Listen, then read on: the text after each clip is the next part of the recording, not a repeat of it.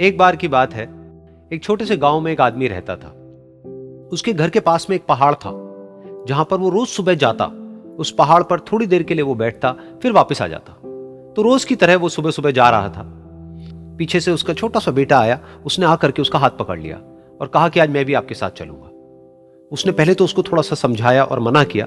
कहा कि जो रास्ता है वो बहुत ही छोटा है और चढ़ाई बहुत ज्यादा है, तो तुम मेरे साथ नहीं चल पाओगे। लेकिन फिर जब उस बेटे ने जिद करी तो पिता मान गया।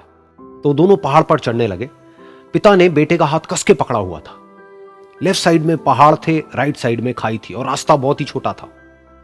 और वो पहाड़ की चोटी तक पहुंचने ही वाले थे, तभी रास्ते में एक बड़ा सा पत्थर आया।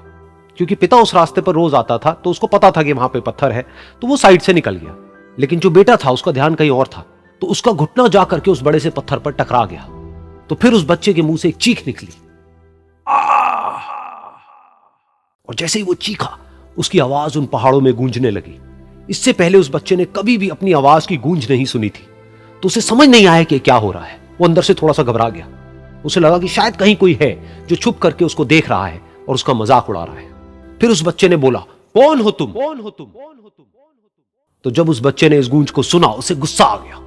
उसे लगा कि कौन है ये जो मेरा मजाक उड़ाए चले जा रहा है। फिर उसने गुस्से से कहा, मैं तुम्हें छोड़ूंगा नहीं।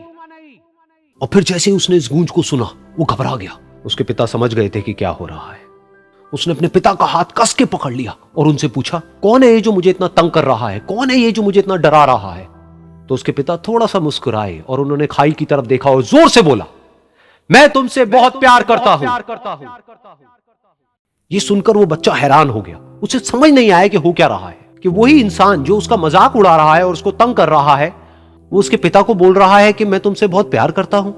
तो उसके पिता ने अपने बेटे को देखा और वो समझ गए कि उसके मन में क्या चल रहा है। और फिर दोबारा उन्होंने बोला, तुम बहुत अच्छे हो।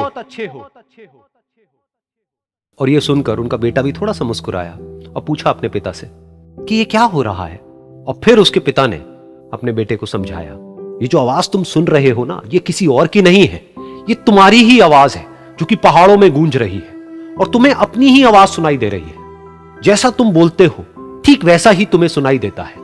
अगर तुम गुस्से से कुछ कहोगे तो पलट करके जो आवाज आएगी उसमें भी गुस्सा होगा।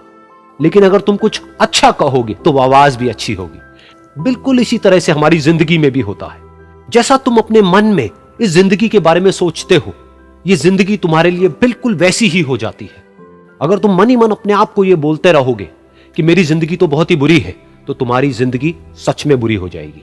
और अगर तुम अपनी जिंदगी से प्यार करोगे तो तुम्हारी जिंदगी भी तुमसे प्यार करेगी। ये बात उस बच्चे के दिमाग में घर कर गई और फिर वो दोनों उस पहाड़ की चोटी पर गए। लेकिन बच्चे के दिमाग में यही बात घूम रही थी। और फिर वो बच्चा खिलखिला के हंसा और उसने अपने दोनों हाथ खोले और अपनी पूरी ताकत से बोला, मैं तुमसे बहुत प्यार करता हूं।